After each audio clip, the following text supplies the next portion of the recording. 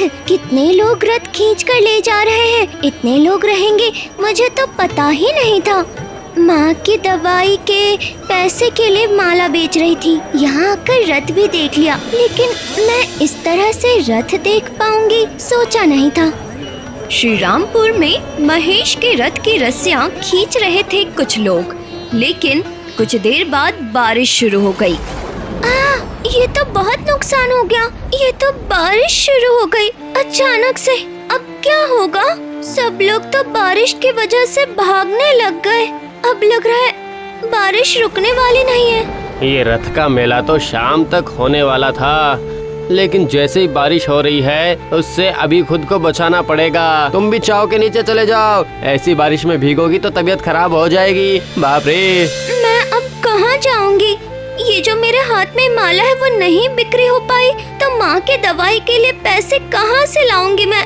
और पैसे के बिना घर गई तो माँ को बहुत बुरा लगेगा। राधा रानी ने अपने मन में सोचा कि थोड़ी देर बाद बारिश रुकेगी तो लोग फिर से आ जाएंगे। बस इसी उम्मीद में वो मेले के अंदर ही रुक गई।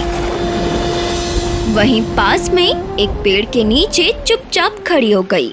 धीरे धीरे अंधेरा होने लग गया, लेकिन बारिश तो रुक ही नहीं रही है।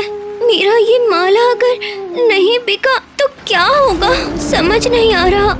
देखते ही देखते बारिश बढ़ने लग गई और आसमान में अंधेरा छा गया। शाम होने के कारण आसमान में रोशनी नहीं थी।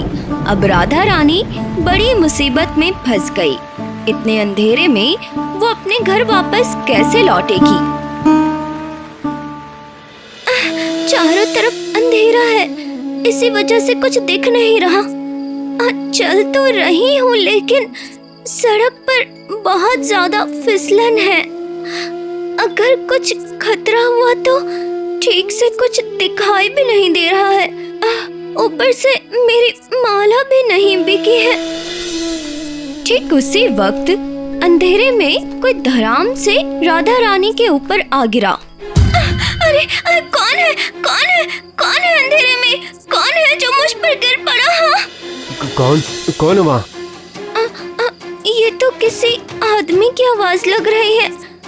मैं एक गरीब बेचारी लड़की हूँ। मैं यहाँ रथ के मेले में फूलों का माला बेचने के लिए आई थी, लेकिन अब मैं रास्ता भूल गई और भटक गई हूँ। लेकिन तुम कहाँ जाओगी? मैं जाऊंगी श्री रामपुर। अरे मैं भी श्री रामपुर की तरफ जा रहा हूँ। तुम चाहो तो मेरे साथ आ सकती हो, लेकिन संभाल के, सामने अंधेरा है और बारिश में सड़क पर फिसलाव होता है। तुम मेरा हाथ पकड़ लो। राधा रानी ने उस अनजान आदमी का हाथ पकड़ लिया और हाथ पकड़ते ही उसे समझ आया कि ये आदमी उम्र में काफी बड़ा है। और रुक्मिणी कुमार भी समझ गया कि राधा रानी एक छोटी लड़की है। उसने पूछा, तुम्हारा नाम क्या है? तुम कितने साल की हो? मेरा नाम राधा रानी है और मैं 11 साल की हूँ। रुक्मिणी कुमार ने सोचा कि 11 साल की एक लड़की इतने अंधेरे में सड़क पर बिना वजह नहीं रहेगी। इतनी बारिश में वो कैसे इस मुसीबत में फंस गई। इसलिए बातों बातों में वो राधा रानी से सब कुछ पता कर लेना चाहता था, साथ में फूलों की माला के बारे में भी। इसलिए उसने उससे पूछा, माला बेचे बिना घर जाऊंगी तो माँ के लिए दवाई या कुछ भी नहीं ले पाऊंगी। अरे मेरी हालत भी तुम जैसी ही है। तुम माला बेच नहीं पाई और मैं माला खरीद नहीं पाया। मेले में मैंने माला को बहुत ढूंढा लेकिन मिली ही नहीं। अगर तुम बेचना चाहती हो तो मुझे दे दो। क्या कीमत है इसकी? जो आदमी मुझे ऐसे हाथ पकड़कर अच्छे से घर ले जा रहा है, मैं उससे पैसे कैसे लूंगी? लेकिन पैसे नहीं लिए तो माँ के लिए खाने का जुगाड़ नहीं कर पाऊंगी। इसकी कीमत है ज्यादा नहीं, बस 4 आना। रुक्मिणी कुमार तब अंधेरे में 2 रुपए राधा रानी के हाथ में देता है। राधा रानी चौंक जाती है। आपने क्या मुझे सही दाम दिया है? ये पैसा थोड़ा ज्यादा लग रहा है मुझे। अंधेरे में कहीं चमक रहा है तो अच्छा, क्या पैसे के बदले आपने मुझे रुपए दे दिए हैं? अरे नहीं, ऐसी कोई बात नहीं है, ये सब नया पैसा है, इसीलिए इतना चौंक रहा है। और बड़ी बात तो ये है कि ये रास्ता तुमने बताया है, शायद तुम्हारा घर आ गया है ना?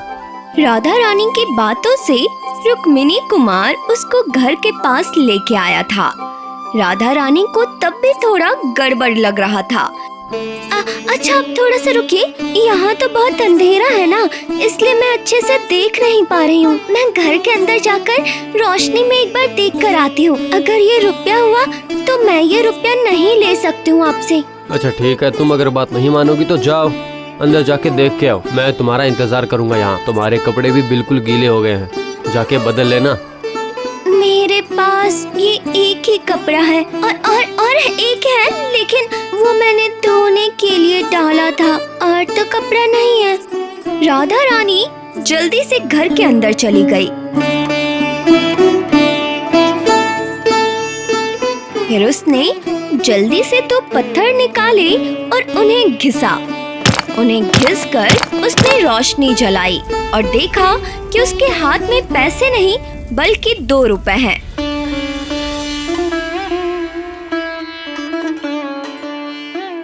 राधा रानी की माँ वो देखकर बोली, इतने पैसे, लेकिन ये पैसे तुम्हें किसने दिए?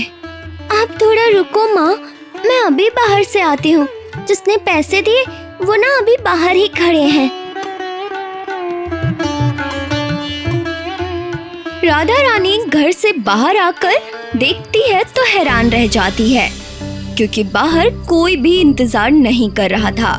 जो आया था वो चला गया।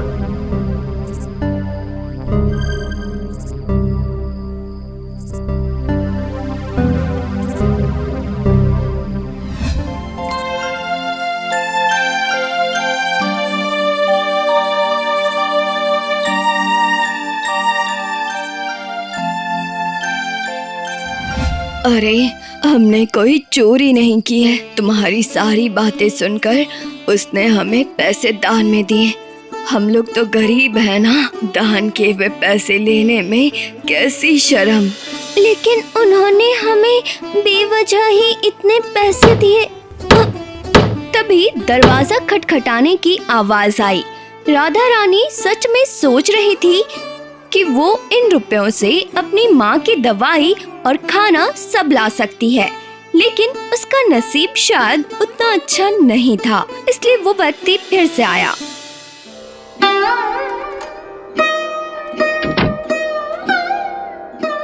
ये क्या, आप यहाँ पर?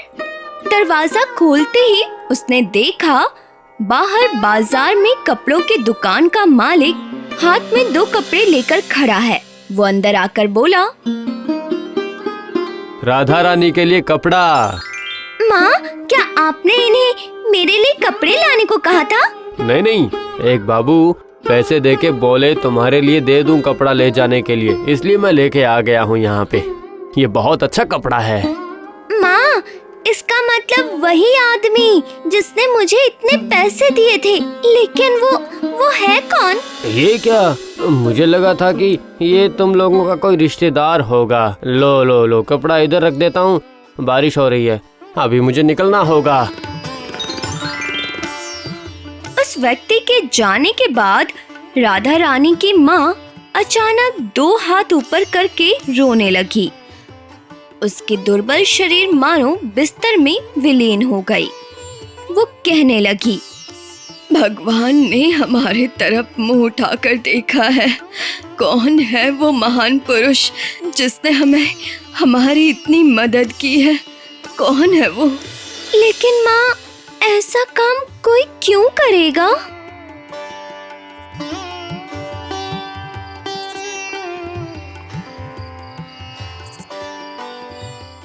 इसके बाद राधा रानी बाजार जाकर तेल खरीदती है और घर आकर दीप जलाती है, और उसके बाद माँ के लिए कुछ खाना बनाती है। दूसरी तरफ बारिश और तूफान थम चुका था। पत्ता साफ करने के लिए वो आंगन में जाती है तो उसे एक नोट मिलता है।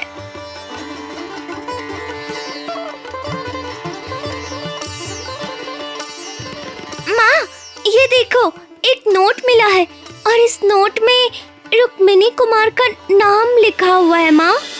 वो बहुत ही दयालु इंसान है, तभी तो उन्होंने नोट पर अपना नाम लिख दिया है ताकि कोई भी इसे चुराया हुआ नोट ना समझे। राधा रानी और उसकी माँ दोनों ही चौंक गए। बाद में वो लोग श्रीरामपुर और आसपास के गांव में बहुत ढूंढने गए, लेकिन उन्हें रुक्मिणी कुमार नहीं मिला। राधा रानी के पिता नहीं थे। उनकी मौत होने के बाद घर वाले के लिए वे मामले में राधा रानी और उसकी माँ अदालत में अपना सब कुछ खो चुके थे।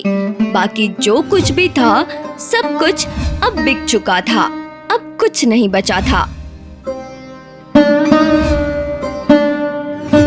ऐसी हालत में एक दिन कामाख्या बाबू, मतलब जो वकील राधा रानी के पिता के दोस्त थे, वो आए राधा रानी के घर उनसे मिलने। आपकी ऐसी हालत हुई पड़ी है, आपने मुझे खबर क्यों नहीं दी?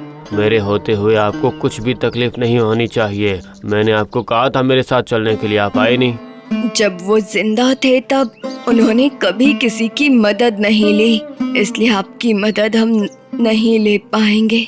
आप तो उनके दोस्त हैं, इसका मतलब ये नहीं कि हम आपकी गर्दन पर ही बैठ जाएं। आपको तो पता है कि मेरा कोई भी नहीं है, मैं अकेला ही रहता हूँ। आप लोग मेरे घर चलते तो कोई दिक्कत नहीं होती। अब देखिए क्या हाल हुआ है। आपके लिए एक अच्छी खबर है। वो मामला मैंने बताया ना कि आप लोग जीतोगे। कोलकाता हाई कोर्ट में तो आप हार गए थे, लेकिन मैंने एवी काउंसिल दिल्ली में अपील की थी और वो अपील स्वीकार हो गई। मतलब कि आप जीत गए हैं। अब सारी जायदाद आपको वापस मिल जाएगी। मेरा तो समय खत्म होने वाला है। अब इस खुशी की खबर से क्या होगा? जब अच्छी खबर मिलनी थी तब तो नहीं मिली। भगवान बहुत देर से हमारी ओर देखते हैं। अच्छा, आप मुझे एक चीज दान देंगे क्या? कामाख्या बाबू के दिल के अंदर बर्फ जैसा ठंडा हो गया। इससे पहले राधा रानी और उसकी माँ को अपने पास लेकर जाने के लिए उन्होंने कहा था। कम से कम हर महीने कुछ पैसे भेजने की बात की थी, लेकिन उस बात से राधा रानी की माँ के आत्मसम्मान पर ठेस पहुंची थी और वो अब बस भीख मांग रही थी। इंसान कितना असहाय होकर आत्मसम्मान को एक तरफ रखकर भीख मांगता है। मेरा तो समय खत्म होने वाला है। अब मैं ज्यादा दिन नहीं बचूंगी। जो संपत्ति हमें मिलनी चाहिए थी, उस संपत्ति को आप अपने पास ही रख लीजिए और साथ ही मेरी राधा रानी को आप अपनी बेटी की तरह अपने पास रख लीजिए। मेरे इस बात को आप मान लीजिए। मुझे आपसे और कुछ नहीं चाहिए। आप नहीं भी बोलती फिर भी मैं राधा रानी को अपनी बेटी की तरह रखता, लेकिन अब आपको मेरी बात माननी ही पड़ेगी। आपको मेरे साथ चलना ही होगा। राधा रानी की माँ और राधा रानी को कामाख्या बाबू जबरदस्ती अपने घर ले गए, लेकिन राधा रानी की माँ ज्यादा दिन नहीं बची। उनकी मौत के बाद सारी संपत्ति राधा रानी को मिल गई, लेकिन सरकार की तरफ से एक सरकारी आदमी को नियुक्त करके राधा रानी को उसके अधीन रखने का इंतजाम किया गया। लेकिन कामाख्या बाबू प्रभावशाली हैं, इसलिए उन्होंने राधा रानी को अपने पास ही रख लिया और उसकी माँ को दिया हुआ अपना वादा निभाया। माँ, अब तुम्हारी सारी जायदाद तुमको ही मिली है। तुम अभी भी छोटी हो, लेकिन तुम चाहती हो तो मैं तुम्हारे लिए कुछ अलग इंतजाम कर सकता हूँ। मैं अलग कहाँ जाऊंगी? मैं आपके साथ ही रहूंगी। आप मेरी सारी संपत्ति बेच दीजिए और उससे जो पैसे मिलेंगे आप अपने पास ही रख लीजिए। और मैं पढ़ना चाहती हूँ, आप बस उसका थोड़ा इंतजाम कर दीजिए। कामाख्या बाबू आधुनिक सोच के इंसान थे और उनका कोई परिवार नहीं था, ये बात बिल्कुल सच नहीं। उनका एक बेटा था और साथ ही एक बहू भी, और वो लोग किसी कारण की वजह से उनके साथ नहीं रहा करते थे। वो लोग श्री रामपुर में दूसरी जगह पर रहते थे। ठीक है, तुम जो चाहती हो वही होगा। तुम्हारी शादी के लिए मैं कभी जबरदस्ती नहीं करूँगा, लेकिन 16 साल के बाद से तुम्हारी शादी करने की कोशिश करूँगा। ठीक है? 18 साल के बाद तुम साबालिका हो जाओगी, तब सारी संपत्ति तुम्हारे नाम पे हो जाएगी। ठीक है? उससे पहले कोई योग्य आदमी के साथ तुम्हारी शादी करने की कोशिश करूँगा। राधा रानी उनकी बात मान जाती है और ठीक तभी उसकी आंखों के सामने वो एक तूफानी रात आ जाती है। एक मजबूत हाथ जो उसको रास्ता दिखाकर उसे घर तक लेकर आया था।